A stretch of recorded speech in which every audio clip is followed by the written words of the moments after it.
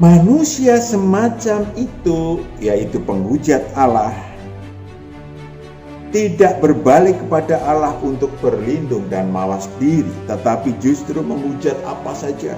Ya, Allah itu roh, gembala dengan roh kita, nanti Tuhan akan memberikan kebenaran. Syarat-syarat perdamaian nama kata lain adalah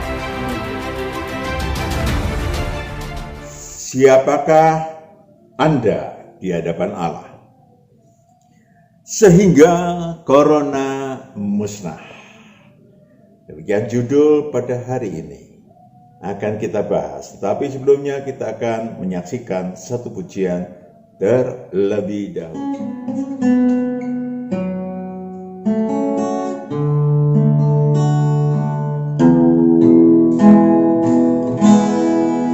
Ada waktu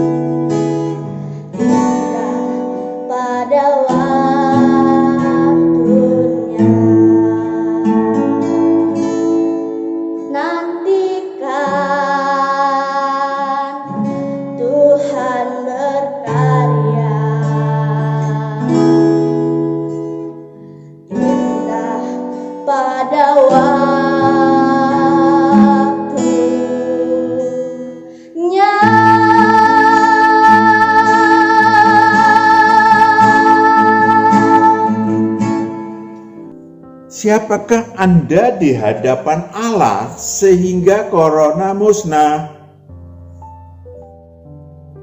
Ini bukan bercanda. Ini doa. Ini bukan bercanda. Maka kita mengheningkan cipta terlebih dahulu untuk mereka yang telah sudi menjadi pahlawan di Indonesia khususnya, para next, para pemimpin bangsa yang telah berkorban nyawa, berkorban banyak hal demi kepentingan penghapusan, pemusnahan COVID-19. Kami serahkan Tuhan ke dalam tangan-Mu, mereka dan keluarganya. Baru saja saudaraku yang kekasih, tadi siang saya membeli makanan bersama istri saya, sementara makanan dibuat di warung. Istri saya tanya, kenapa nggak pakai masker, teh? Lalu dia menjawab, kalau Allah belum memanggil, pakai masker atau tidak, ya tidak akan mati. Wow, itu namanya fatalisme. Di masa pandemi COVID-19 yang merajalela di mana-mana, kita dapat melihat ekspresi, kita dapat melihat perilaku, kita dapat melihat reaksi manusia di dalam menghadapinya. Mari kita tengok beberapa di antaranya. Catatan-catatan tentang umat manusia. Bagaimana segalanya dapat kita pakai untuk mawas diri, saudaraku yang terkasih. Tepatkah kita menghadapi pandemi COVID-19 tersebut? Yang pertama, apakah kita termasuk manusia-manusia penghujat Allah? Yang semuanya pun dihujat. Manusia-manusia jenis ini banyak bertebaran di mana-mana. Baik yang kemudian menjadi korban COVID-19 itu sendiri sehingga meninggal, maupun yang banyak yang masih berceloteh di mana-mana. Mereka mempersalahkan Allah yang membiarkan pandemi berkepanjangan. Mereka mempersalahkan Allah sehingga jutaan orang atau ribuan orang meninggal. Mereka menghujat Allah karena membiarkan orang-orang baik bahkan mati karena COVID-19. Lalu mereka bertanya, di mana keadilan Allah? Mereka lupa. Sambil kita membahas jawabannya, saudara. Mereka lupa bahwa sejak diciptakan bumi ini dan isinya, alam raya, dengan amat baik. Dengan amat baik Allah menetapkan berbagai hukum sebab akibat. Hukum sebab akibat.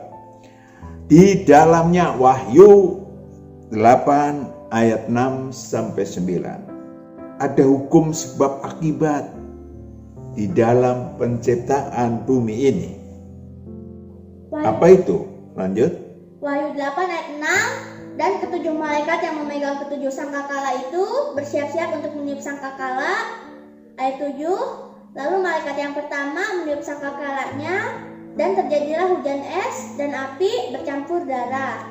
Dan ada kehidupan di dalam ciptaan Allah. Dan semuanya itu dilemparkan ke bumi. Di muka bumi ini ada air, ada api yang hidup. Bisa mengecil, bisa membesar. Lanjut. Maka terbakarlah sepertiga dari bumi dan sepertiga dari pohon-pohon, dan hanguslah seluruh rumput-rumputan hijau. Itu dia. Api ada, air ada, dan itu memiliki hukum sebab akibat. Bisa membakar, tapi sangat berguna. Lanjut. Ayat 8, lalu malaikat yang kedua meniup sangkakalanya, dan ada sesuatu seperti gunung besar yang menyala-nyala oleh api dilemparkan ke dalam laut. Dan sepertiga dari laut itu menjadi darah. Laut menjadi darah. Artinya laut hidup. Lanjut. Ayat 9, dan matilah sepertiga dari segala makhluk yang bernyawa di dalam laut, dan binasalah sepertiga dari semua kapal. Itu dia yang terjadi. Ada laut, ada air yang dapat menjadi tsunami, tetapi sangat berguna bagi umat manusia. Saudaraku yang kekasih, ada lagi hukum Allah. Perhatikan baik-baik tentang hukum Allah, Ulangan 30 ayat 11 sampai 18. Kita akan baca detail. Ada hukum Allah supaya kita tidak menyalahkan Allah. Ulangan 30 ayat 11, sebab perintah ini yang kusampaikan kepadamu pada hari ini tidaklah terlalu sukar bagimu. Tidak terlalu sukar bagimu. Dan tidak pula terlalu jauh. Ayat 12, tidak di langit tempatnya, sehingga engkau berkata, siapakah yang akan naik ke langit untuk mengambilnya bagi kita dan memperdengarkannya kepada kita supaya kita melakukannya. Hukum Allah tidak jauh, tidak di atas langit, tetapi Ayat 13, juga tidak di seberang laut tempatnya, sehingga engkau berkata, siapakah yang akan menyeberang ke seberang laut untuk mengambilnya bagi kita dan memperdengarkannya kepada kita supaya kita melakukannya. Ayat 14, tetapi firman ini sangat dekat kepadamu, yakni di dalam mulutmu, dan di dalam hatimu, untuk dilakukan.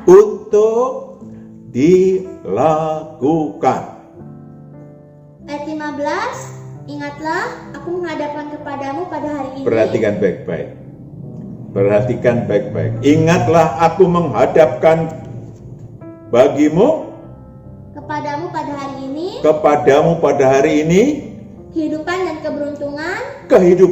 keberuntungan,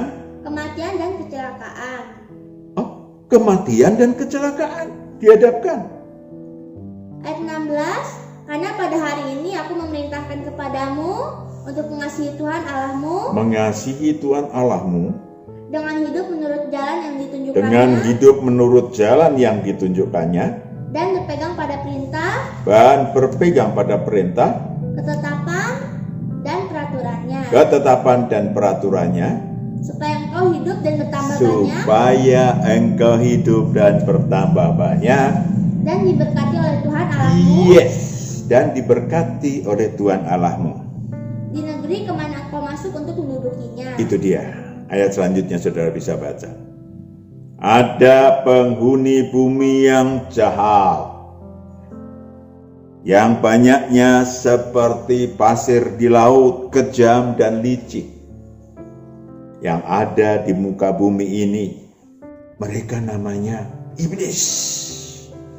Ya, Wahyu 8 ayat 10 sampai 13. Saudara perhatikan, iblis.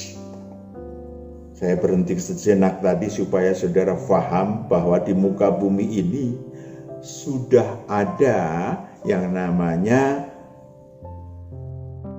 kekejaman yang bukan Tuhan, kejahatan, kelicikan. Silakan. Wahyu 8 ayat 10, lalu malaikat yang ketiga meniup sangkakalanya, dan itu dari langit sebuah bintang besar, menyala-nyala seperti obor, dan ia menimpa sepertiga dari sungai-sungai dan mata-mata air. Itu dia, menimpa sepertiga dari sungai-sungai dan mata air, yaitu orang-orang baik, hati-hati yang baik. Ayat 11, nama bintang itu ialah Absintus. Absintus, racun yang luar biasa, mematikan. Dan sepertiga dari semua air menjadi absintus. Dan banyak orang mati karena air itu. Orang mati karena meminum absintus, sebab sudah menjadi pahit. Yes. Lanjut. Ayat 12, lalu malaikat yang keempat meniup sangkakalanya, dan terpukullah sepertiga dari matahari, dan sepertiga dari bulan, dan sepertiga dari bintang-bintang, sehingga sepertiga daripadanya menjadi gelap, dan sepertiga dari siang hari tidak terang, dan demikian juga malam hari. Itulah yang terjadi di muka bumi ini. Allah menyerahkan, saudara mau masuk ke dalam bumi, saudara mau turun ke bumi, ini loh hukum Allah, hukum sebab akibat. Hukum Allah sesungguhnya tadi udah kita baca, menghindari ya akibat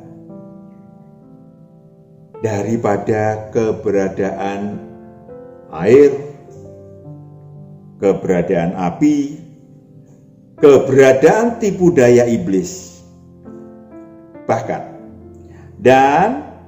bahkan tertipu daya iblis dan yang disebut sebagai dari kutuk. Saudara bisa baca Ulangan 28 ayat 15 dan selanjutnya. Manusia semacam itu, yaitu penghujat Allah, tidak berbalik kepada Allah untuk berlindung dan mawas diri, tetapi justru menghujat apa saja.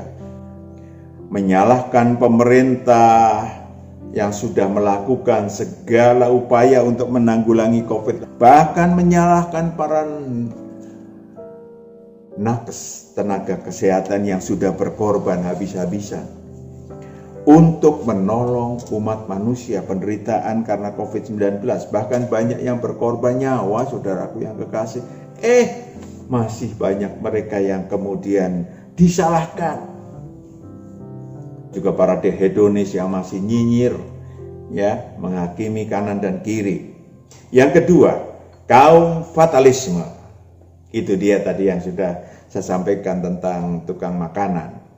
Mereka banyak di kelas menengah ke bawah yang percaya bahwa semua yang terjadi adalah kehendak Allah, didalangi oleh Allah. Percuma kita berbuat baik, nggak usah pakai prokes, kalau mati ya mati aja. Ya, mereka banyak dikomporin oleh orang-orang yang menjadi panutannya. Mereka banyak dikomporin orang-orang yang menjadi pemimpinnya. Manusia-manusia yang tidak bertanggung jawab, bahwa perbuatannya tidak saja merugikan itu manusia itu sendiri. Kalau saudara nggak pakai untuk tidak melaksanakan prokes, banyak manusia yang kemudian terkena kebodohan saudara. Tentu saja, saudaraku yang kekasih, mempersulit pemerintah untuk mengatasi pandemik ini. Di Bandung, saya tidak sebutkan siapapun, ya saya kenal, mereka tidak percaya adanya COVID-19, bla bla bla bla. Dan oknum tersebut mati bersama istrinya dan banyak jemaatnya. Namun ada juga sih kaum fatalisme yang walaupun menganggap Allah dalang dari segala nasib manusia, mereka masih nerimo ing pandum, ya, menerima apapun yang Allah berikan dan tetap menuruti peraturan pemerintah, termasuk melaksanakan prokes. Semoga mereka menyadari bahwa Allah adalah Allah yang maha baik, yang maha kasih, yang mengulurkan tangannya kepada umat manusia mau datang kepadanya. Marilah kepadaku yang letih lesu dan berbeban berat, aku akan memberikan kelegaan kepadamu. Pikulah yang kupasang, mau gak ku kendalikan, dan belajarlah padaku. Saudaraku yang kekasih, dia bukan dalang nasib buruk manusia, saudaraku. Tadi udah kita bahas. Apa yang terjadi sesungguhnya di muka bumi, kita udah bahas tadi bagian pertama. Saudaraku yang ketiga adalah para penyesat, para penyebar absintus, bahwa COVID-19 sesungguhnya adalah ciptaan daripada kelompok tertentu. Ditambahkan lagi di belakangnya ada Lucifer, ya, yang ingin menguasai ekonomi dunia, yang ingin menguasai umat manusia. Saudaraku yang kekasih, dengan pemasangan chips, ada yang di sini, ada yang di mana, ya, yang dapat mengendalikan umat manusia yang memakai vaksin. Di dalam vaksin itu ada chipnya, nanti akan bla bla bla bla. Itu sudah ada sebelum ada COVID. Sejak tahun 2000 ada, ya, ada 666 katanya di kepala. Dari dulu ada deh. Semua itu adalah hoax. Ya. Kenapa? Mereka mega sok tahu, bukan hanya megalomani, mega sok tahu dengan segala teknologi yang dikatakannya, dan bahkan mengutip Alkitab yang dianut oleh dia. Kebenaran mereka tidak peduli akan logika, berpikir yang normatif. Ya, mereka yang penting adalah menghakimi, memecah belah, merusak situasi dan kondisi yang memang tidak kondusif. Mereka menunggangi keadaan-keadaan biasanya pada saat pandemi, saat Malaysia. Saudaraku yang kekasih, saya ingin sampaikan kepada saudara, apa yang disebut 666 per 1000 itu adalah memang perkiraan jumlah umat manusia, roh manusia yang nanti akan masuk neraka kekal. Bukan 666 dicetak di kepala orang, bukan chip yang ada di tangan atau dimanapun diletakkan. Mari saudaraku yang kekasih, iblis memang merajalela. Yes, iblis memang apa yang disebut sebagai bapa segala dusta. Justru karena itu tidak mudah dideteksi tanpa Tuhan. Ya, mereka dengan caranya adalah dengan mengambil damai sejahtera dari manusia. Wahyu 6 ayat 3 sampai 4. Caranya membunuh adalah mereka memecah belah divide et impera di antara pribadi manusia maupun kelompok manusia. Maka terjadi peperangan, pembunuhan antar manusia. Itu caranya, saudaraku, bukan memasang chip, bukan pakai 666. Ya, Wahyu 6 ayat 3 sampai 4. Wahyu 6 ayat 3, dan ketika anak domba itu membuka meterai yang kedua, aku mendengar makhluk yang kedua berkata, mari. Ayat 4, dan majulah seekor kuda lain. Majulah seekor kuda lain. Seekor kuda merah padam, dan orang yang menungganginya dikaruniakan kuasa untuk mengambil damai sejahtera dari atas bumi, sehingga mereka saling membunuh. Mereka saling membunuh. Lanjut. Dan kepadanya dikaruniakan sebilah pedang yang besar. Pedang yang besar. Artinya tidak hanya membunuh antar pribadi lekas pribadi, antar pribadi dengan pribadi, bahkan pedang yang besar, pembunuhan massal, pembunuhan perperangan antara bangsa dengan bangsa. Pembunuhan yang lain dilakukan oleh Lucifer, Wahyu 6 ayat 7 sampai 8. Pembunuhan yang lain dilakukan oleh Lucifer. Perhatikan caranya apa? Wahyu 6 ayat 7, dan ketika anak domba itu membuka meterai yang keempat, aku mendengar suara makhluk yang keempat berkata, mari. Ayat 8, dan aku melihat sesungguhnya ada seekor kuda hijau kuning, dan orang yang menungganginya bernama Maut, dan kerajaan maut mengikutinya. Maut dan kerajaan maut. Maut dan kerajaan maut mengikutinya. Dan kepada mereka diberikan kuasa atas 1/4 dari bumi untuk membunuh dengan pedang. Memberi kuasa 1/4 dari bumi untuk membunuh dengan pedang dan dengan kelaparan dan sampar, pandemi, dan dengan binatang-binatang buas yang di bumi. Yes. Lanjut. Ayat 9, dan ketika anak domba itu membuka meterai yang kelima, aku melihat di bawah mezbah jiwa-jiwa mereka yang telah dibunuh oleh karena firman Allah dan oleh karena kesaksian yang mereka miliki. Itu dia. Mereka ada di alam maut, mereka ada di alam barzah. Bagaimana kita berlindung? Ya, sekali lagi bukan chip. Wahyu 20 ayat 7 sampai 9. Mereka menyerang umat manusia dengan banyaknya seperti pasir di laut. Saudara bisa hitung sendiri. Wahyu 20 ayat 7. Wahyu 20 ayat 7. Dan setelah masa 1000 tahun itu berakhir, iblis akan dilepaskan dari penjaranya. Ayat 8, dan ia akan pergi menyesatkan bangsa-bangsa pada keempat penjuru bumi, yaitu Gog dan Magog. Lanjut. Dan mengumpulkan mereka untuk berperang, dan jumlah mereka sama dengan banyaknya pasir di laut. Jumlah mereka sama dengan banyaknya pasir di laut. Ayat 9, maka naiklah mereka ke seluruh dataran bumi, Menaiklah mereka ke seluruh dataran bumi, lalu mengepung perkemahan tentara orang-orang kudus, mengepung tentara perkemahan orang-orang kudus, bahkan dan kota yang dikasihi itu. orang yang dikasihi oleh Tuhan. Tetapi dari langit turunlah api menghanguskan mereka. Itu dia.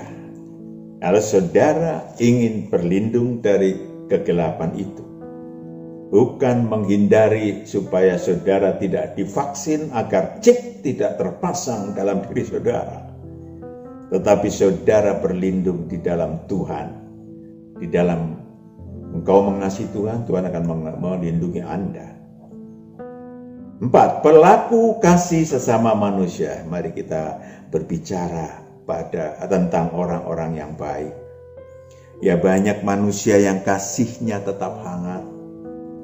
Selain tenaga kesehatan dan yang terkait, yang ada banyak kelompok sukarelawan yang sudi berkorban terhadap berkorban bagi sesama manusia dalam aneka cara.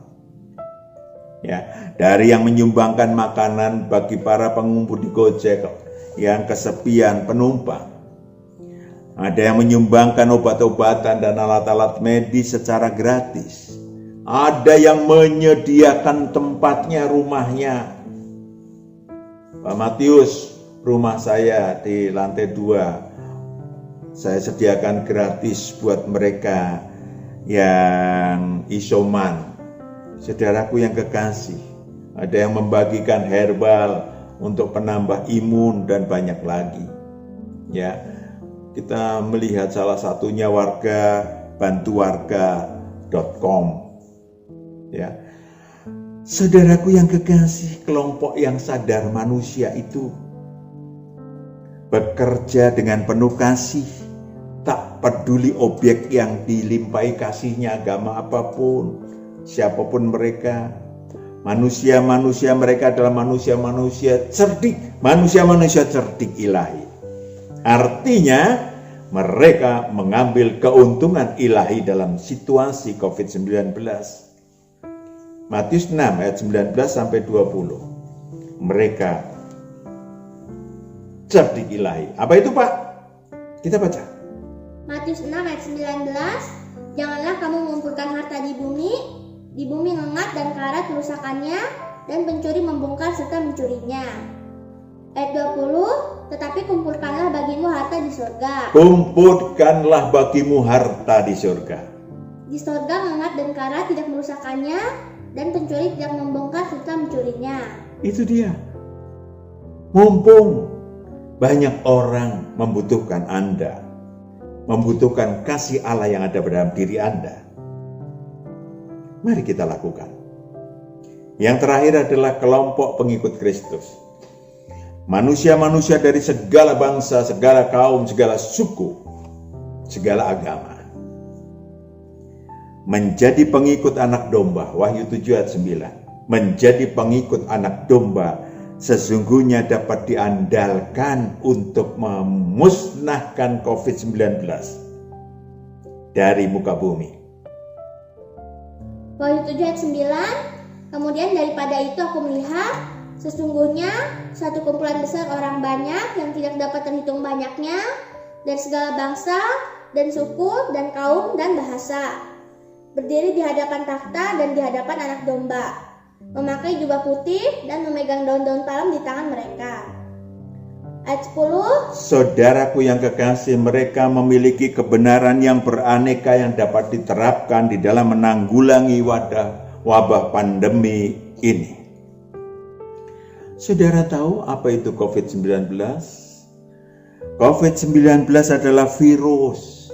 Virus itu apa? Virus itu termasuk binatang yang seharusnya kita kuasai, seharusnya kita kalahkan, karena sudah sejak ada waktu bumi ini diciptakan. Ya, entah itu apa namanya. Maka dalam Kejadian 1 ayat 26 dikatakan kita ini gambaran Allah.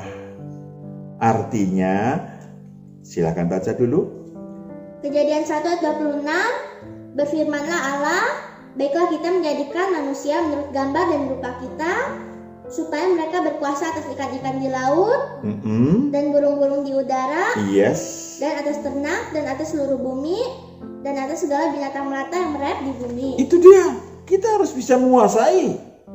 Ya, karena kita memiliki gambar Allah adalah kekuatan ilahi.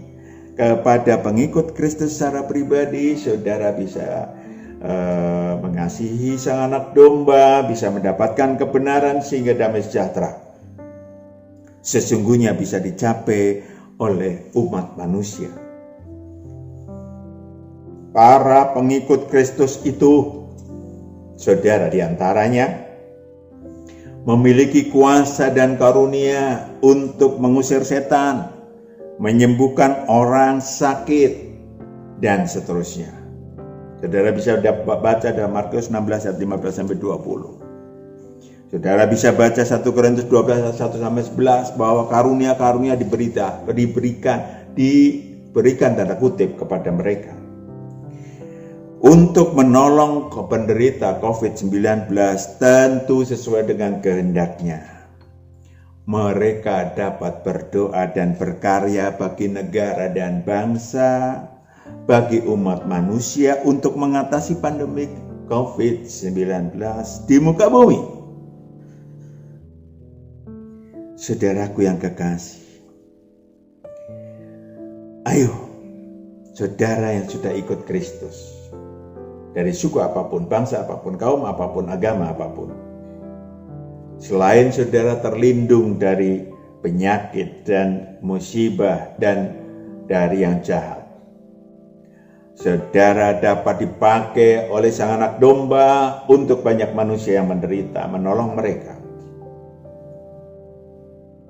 Sekali lagi, salah satunya adalah Anda yang dapat berdoa bersama sang anak domba, yang dapat melakukan berkarya, berdoa bagi umat manusia. Banyak manusia menunggu saudara. Kita berdoa. Bapa di surga, berserahkan anak-anakmu yang hadir, mendengarkan, menikmati kebenaran-kebenaran Tuhan nyatakan dalam tayangan ilahi pada hari ini. Kau memberkati mereka dengan damai sejahtera, memberkati mereka dengan perlindungan dari penyakit, musibah, kecelakaan apapun yang kecampur tangan, karena mereka akan Tuhan persiapkan untuk membantu umat manusia menyelesaikan bersama tangan Tuhan untuk musibah yang terjadi, khususnya pandemi COVID-19. Di dalam Kristus Yesus hamba serahkan anak-anakmu secara pribadi maupun kelompok di muka bumi ini. Haleluya, amin. Sampai jumpa, Tuhan berkati. Selamat berkarya. Haleluya, amin.